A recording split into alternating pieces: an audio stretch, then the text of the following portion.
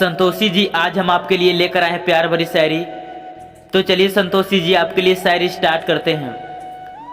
मुझे इतना भी ना चाहो कि मैं खुद को तुम समझ बैठूं। मुझे इतना भी ना चाहो कि मैं खुद को तुम समझ बैठूं। मुझे एहसास रहने दो, मेरी भी अपनी एक हस्ती है। मुझे एहसास रहने दो, मेरी भी अपनी एक हस्ती है।